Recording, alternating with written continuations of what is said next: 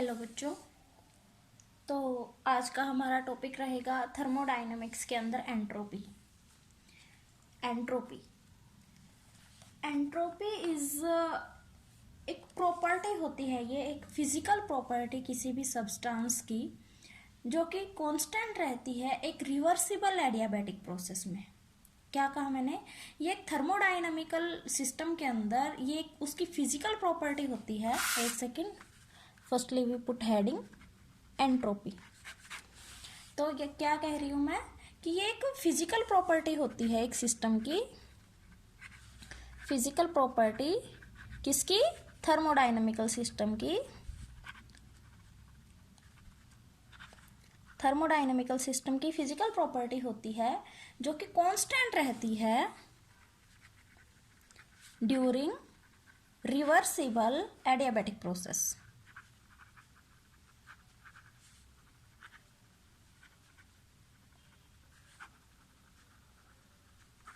Okay, तो देखो, मैंने कहा कि रिवर्सिबल एडियाबैटिक प्रोसेस के अंदर जो ये मेरी एंट्रोपी है कांस्टेंट रहती है। तो जो कर्व होती है, कर्व एक एडियाबैटिक कर्व अगर होती है तो उसके अलोंग मैं कह सकती हूँ एडियाबैटिक कर्व। देखो एडियाबैटिक क्या होता है? मेरा प्रोसेस जिसके अंदर हीट ना ही तो एंटर कर सकती है और ना ही रिजेक्ट कर सकती है ना। Heat can neither enter into the system और nor can leave the system. तो हीट कांस्टेंट रहेगी। तो हीट जब कांस्टेंट हुई तो एक कर्व, कांस्टेंट एंट्रोपी की कर्व के लिए एडियाबैटिक और मतलब एक कांस्टेंट एंट्रोपी की कर्व को हम लोग एडियाबैटिक कर्व और आइसो एंट्रोपिक्स भी कह सकते हैं। मतलब एक एडियाबैटिक कर्व को हम लोग आइसो एंट्रोपिक कर्व भी कह सकते हैं। आइसो एंट्रोपिक का मतलब जिसके अंदर एंट्रोपी कांस्टेंट रहेगी। एक बार एंट्रोपी की दूसरी डेफिनेशन के बारे में डिस्कस करेंगे, फिर तुम्हें ये सिस्टम, ये आइसो एंट्रोपिक वाला मैटर क्लियर होगा। आइसो एंट्रोपिक, तो देखो जैसे एंट्रोपी एक्चुअल में क्या है? ये एक मॉलिक्यूलर डिसऑर्डर है मेरे सिस्टम का। जितना ज़्यादा सिस्टम के अंदर मॉलिक्यूलर डिसऑर्डर होगा, मतलब कि मॉलिक्यूल्स उसके अरेंज नहीं होंगे, इधर उधर जाएंगे, तो उतना ही ज़्यादा उसकी एंट्रोपी होगी। और जितना कम मॉलिक्यूलर डिसऑर्डर होगा उस सिस्टम की एंट्रोपी उतनी ही कम होगी। एक बार अपनी ही क्लास से ले लेते हैं। क्लास में अगर टीचर नहीं होता तुम लोगों में कितना ज़्यादा मॉलिक्यूलर डिसऑर्डर होता है। चिल्लियाँ मारते हो, टिफिन फेंकते हो, एक दूसरे से बातें करते हो, फर्स्ट बेंच से उछल के थर्ड बेंच पे जाते हो, थर्ड वाले फर्स्ट पे आते हैं। कितना कितना ज्यादा मॉलिक्यूलर डिसऑर्डर होता है ना, बिकॉज टीचर नहीं था क्लास में, है ना। तो उस टाइम पे तुम्हारी एंट्रोपी बहुत एक्सट्रीम होती है। बट जैसे ही टीचर आया तुम सारे एक तरफ से बैठे, चुप, साइलेंट, तो एंट्रोपी कम हुई। बट इस टाइम में तुम्हारी एंट्रोपी जीरो नहीं है। देखो, या तो तुम लोग क्लास में लिखोगे या थोड़ी बहुत चुचर पुचर थोड़ा बहुत तो बोलते ही रहते हो ना आपस में एक दूसरे के साथ, तो एंट्रोपी जीरो नहीं हुई। Similarly in the same way, एक बात मैं अभी बोल रही हूँ बीच में ही, एंट्रोपी किसी भी सिस्टम की जीरो कभी नहीं हो सकती। एंट्रोपी को जीरो अटेंड करने के लिए हमें सबसे पहले एक इसको डिस्कस करने से पहले एक डेफिनेशन और, मतलब देखो, अगर मैं लेती हूँ कि एक बॉडी है वो small amount of heat absorb कर रही है और रिजेक्ट कर रही है, तो डी क्यू से अगर मैं उसकी अब्जॉर्प्शन को और रिजेक्शन को रिप्रेजेंट करती हूँ एक टेम्परेचर टी पे, तो जो चेंज इन एंट्रोपी होगा, एंट्रोपी को मैं रिप्रेजेंट करती हूँ एस से। तो जो चेंज इन एंट्रोपी है मैं उसे रिप्रेजेंट करूंगी डी एस से। D S is equal to D Q by T होगा। That is change in heat upon a particular temperature, है ना। तो जब ये क्या है तुम्हारी चेंज इन एंट्रोपी की डेफिनेशन, अभी मैं बोल रही थी कि जीरो एंट्रोपी ऑब्टेन करने के लिए हमें सबसे पहले सिस्टम के अंदर जो हीट की रिजेक्शन और एंट्री हो रही है, मतलब कि जो रिजेक्शन और अब्जॉर्प्शन हो रहा है, उसके जो जिस टेम्परेचर पे हो रहा है उस टेम्परेचर को हमें 0 केल्विन करना होगा। जब हमने इसका 0 केल्विन टेम्परेचर अटेंड किया तो हमने देखा कि स्टिल हमारे जो मॉलिक्यूल्स हैं वो कम्प्लीटली रेस्ट स्टेज में नहीं है, उनके अंदर कुछ ना कुछ डिसऑर्डर है, थोड़ा बहुत। तो इसीलिए एंट्रोपी की वैल्यू कभी भी जीरो नहीं हो सकती और हम कभी भी एंट्रोपी की एग्जैक्ट वैल्यू डिफाइन नहीं कर सकते।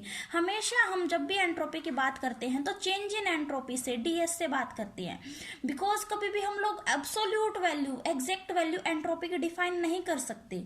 बिकॉज जो सिस्टम मेरा 0 केल्विन टेम्परेचर पे भी एग्जैक्ट जीरो नहीं हुआ, रेस्ट पे नहीं आया, तो उसके बाद में हम लोग कैसे एग्जैक्ट पोजीशन डिफाइन कर सकते हैं।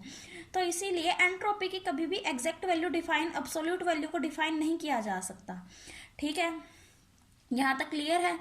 उसके बाद अगर मैं लेती हूँ कि जो चेंज इन एंट्रोपी है एक सिस्टम का, S2 है, S2 is the final entropy and S1 is the initial entropy. एक सिस्टम की चेंज इन एंट्रोपी एक एडियाबैटिक प्रोसेस से दूसरे एडियाबैटिक प्रोसेस के अंदर जाने के लिए चेंज को मैं रिप्रेजेंट कर रही हूँ। एडियाबैटिक, वन एडियाबैटिक से अनदर एडियाबैटिक के अंदर जाने के लिए।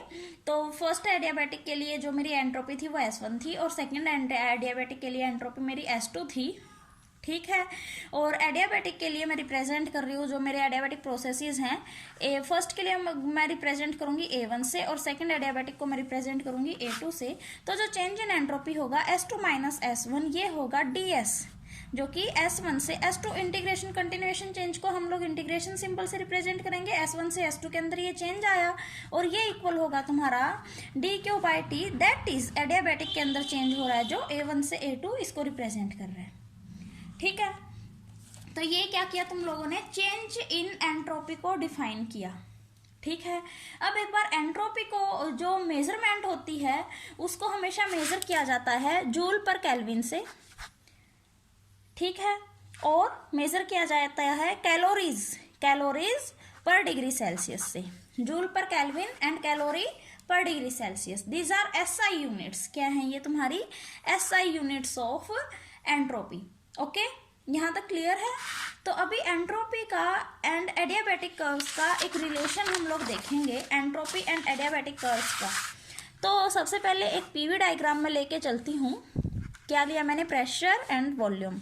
क्या कह रही हूँ मैं, एंट्रोपी एंड एडियाबैटिक कर्व, ठीक है।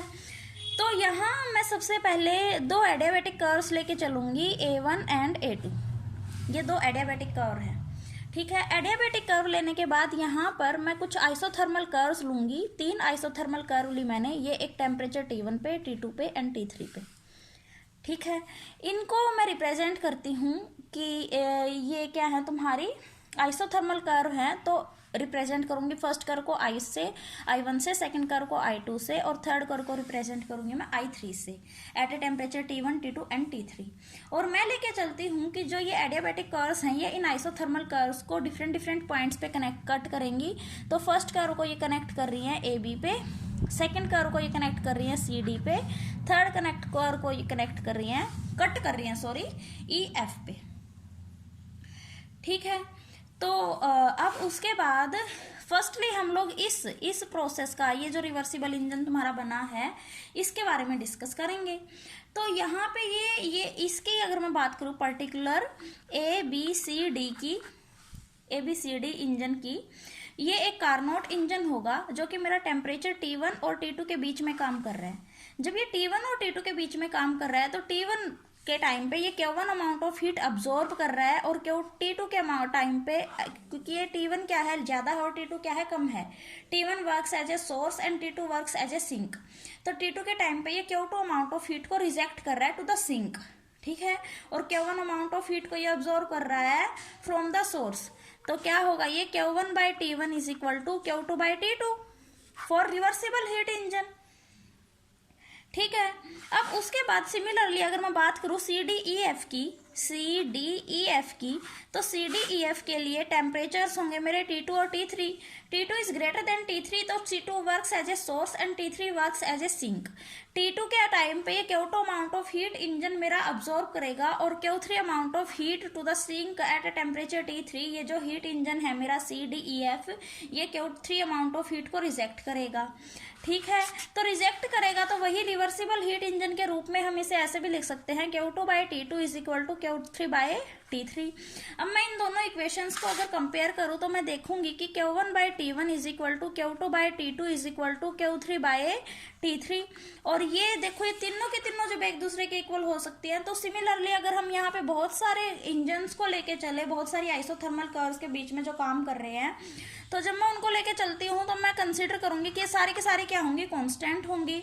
तो इसीलिए हम लोग कह सकते हैं कि जो रेशो है amount of heat absorb and rejected at the temperatures of isothermal curves के बीच में जो मेरा रेशो होगा अमाउंट ऑफ हीट अब्सॉर्ब और रिजेक्टेड का, वो हमेशा क्या रहेगा, सेम रहेगा। मतलब जो चेंज इन एंट्रोपी है वो क्या होगा, एक एडियाबैटिक प्रोसेस के अलोंग हमेशा कांस्टेंट रहेगी। Change in entropy from one adiabatic to another adiabatic along the isothermal curves. Change in entropy from one adiabatic to another adiabatic along the isothermal curves is always constant. ठीक है।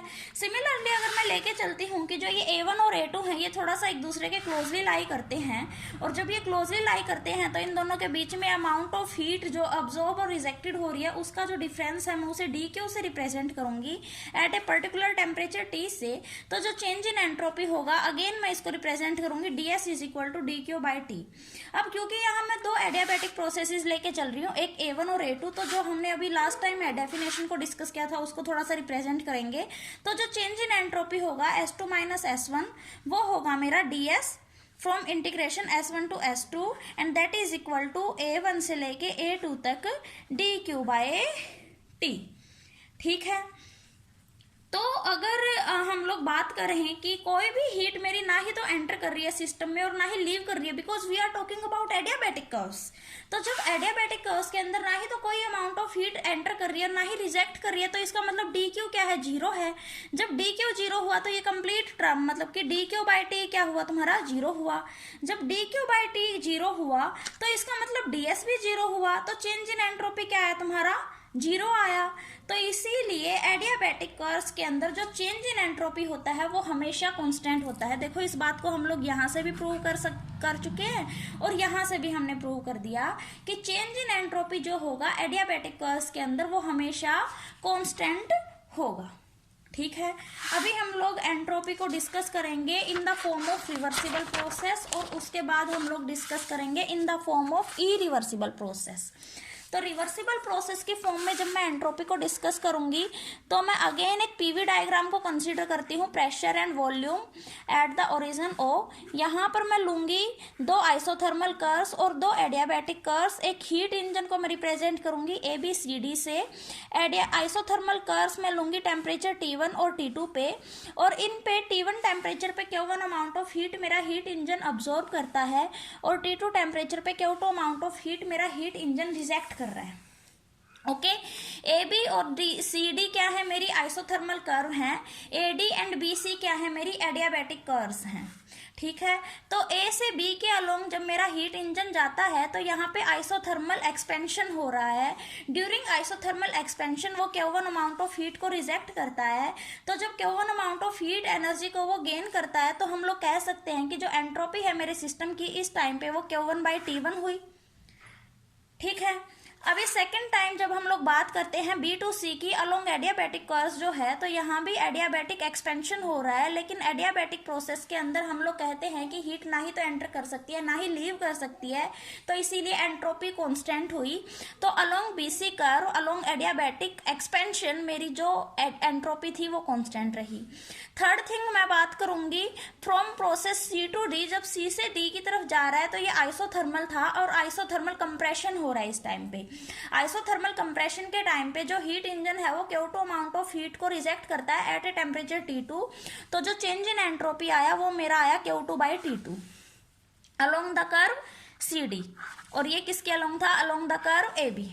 अब lastly हम लोग consider करेंगे from curve D to A। जब मेरा heat engine D से A की तरफ जा रहा है तो यहाँ पे एडियाबैटिक प्रोसेस है और ये एडियाबैटिक कंप्रेशन चल रहा है, लेकिन हमने कहा कि एडियाबैटिक प्रोसेस के अंदर जो एंट्रोपी है वो हमेशा कांस्टेंट रहती है। तो जब वो कांस्टेंट रही तो D से A की तरफ मेरी एंट्रोपी कंप्लीटली कांस्टेंट हुई, there is not any change in entropy. तो जो टोटल चेंज हुआ during the reversible heat engine ABCD वो क्या आया, total change in entropy Carnot heat engine से टोटल आया मेरा Q1/T1 माइनस Q2/T2। ठीक है। लेकिन रिवर्सिबल हीट इंजन की फॉर्म में अभी हमने पहले पढ़ा था कि Q1/T1 मेरा इक्वल होता है Q2/T2 के। तो यहाँ से हम लोग देख सकते हैं कि ये दोनों भी एक दूसरे के इक्वल होंगे, तो इस टाइम पे Q1/T1 माइनस Q2/T2 भी मेरा 0 के इक्वल होगा।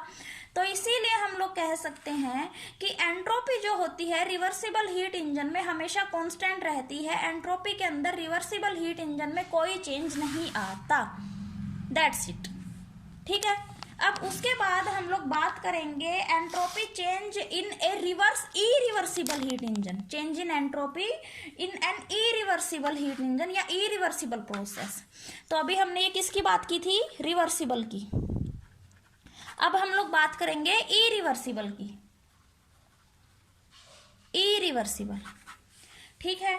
तो इरिवर्सिबल के लिए मैं सबसे पहले दो हीट इंजन्स को कंसीडर करूंगी। एक मैं कंसीडर करूंगी रिवर्सिबल हीट इंजन और एक मैं लूंगी इरिवर्सिबल हीट इंजन। ये दोनों जो मेरे हीट इंजन्स होंगे सेम टेम्परेचर से बीच में काम करेंगे, दोनों के दोनों। एक सोर्स का टेम्परेचर फिक्स होगा जो कि होगा T1, एक सिंक का टेम्परेचर फिक्स होगा जो कि होगा T2। एफिशिएंसी जो होगी रिवर्सिबल हीट इंजन की, अगर मैं टेम्परेचर के फॉर्म में लिखूं तो वो होगी 1 - T2/T1। हम लोग पहले पढ़ चुके हैं एफिशिएंसी के बारे में। T1 is the temperature of source and T2 is the temperature of sink. Similarly, irreversible heat engine की अगर मैं बात करूं और उसे हीट की प्रोसेस फॉर्म में लिखूं तो irreversible heat engine जो है वो Q1 अमाउंट ऑफ हीट को एक्सट्रैक्ट करता है, मतलब कि अब्सॉर्ब करता है at a temperature T1 and Q2 amount of heat को रिजेक्ट करता है एट ए टेम्परेचर T2। तो इस टाइम पे इसकी एफिशिएंसी ईटा आई क्या होगी, 1 - Q2/Q1। इरिवर्सिबल की हुई 1 - Q2/Q1 और रिवर्सिबल की हुई 1 - T2/T1। हम लोगों ने कार्नोट थ्योरम के अंदर पढ़ा था कि किसी भी रिवर्सिबल हीट इंजन की एफिशिएंसी हमेशा ज्यादा होती है इरिवर्सिबल हीट इंजन से, मतलब कि इरिवर्सिबल हीट इंजन की एफिशिएंसी कभी भी रिवर्सिबल हीट इंजन से ज्यादा नहीं हो सकती, है ना। तो from that theorem eta R is greater than eta I, efficiency of reversible is greater than efficiency of irreversible। तो यहाँ से 1 - T2/T1 is greater than 1 - Q2/Q1, ठीक है। तो अब यहाँ से 1 को अगर मैं रिजेक्ट करूँ और माइनस के साइन को अगर मैं चेंज करूंगी तो देखो ये जो ग्रेटर देन का साइन है ये अपोज हो जाएगा। तो T2/T1 is less than Q2/Q1, ठीक है। तो अब यहां से एक बार इसको ऐसे रिप्रेजेंट करेंगे हम लोग, Q2/Q1 इज ग्रेटर देन, है ना, Q2/Q1 is greater then T2/T1। Q2 को एक तरफ ले जाओ, Q2/T2 is greater then Q1/T1।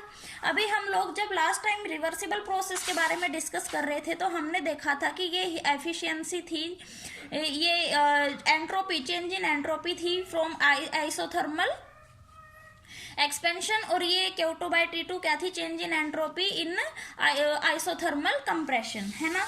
तो ये भी क्या आया तुम्हारा, चेंज इन एंट्रोपी आया, है ना। ये टेम्परेचर T2 और हीट Q2 अमाउंट ऑफ जब रिजेक्ट की गई और ये टेम्परेचर T1 पे जब Q1 अमाउंट ऑफ हीट को अब्सॉर्ब किया गया, तो हम लोग यहाँ देख सकते हैं कि जो Q2/T2 है माइनस Q1/T1 है, ये ग्रेटर देन 0 आया। तो इसका मतलब क्या हुआ कि एक पॉजिटिव क्वांटिटी आई। सो एंट्रोपी होगी जो एक इरिवर्सिबल प्रोसेस में वो हमेशा ग्रेटर होगी, बिकॉज देखो ये सेकंड इंजन की, मतलब नीचे आते हुए जो मेरी एंट्रोपी थी ये ज्यादा आई फर्स्ट के कंपैरिजन में। तो इरिवर्सिबल प्रोसेस की एंट्रोपी हमेशा इंक्रीज करेगी, क्या करेगी, इरिवर्सिबल हीट इंजन की एंट्रोपी हमेशा इंक्रीज करेगी। दैट्स इट, हम लोगों ने पढ़ लिया रिवर्सिबल हीट इंजन के लिए भी और इरिवर्सिबल हीट इंजन के लिए भी। आगे हम लोग नेक्स्ट वीडियो में डिस्कस करेंगे। Thank you.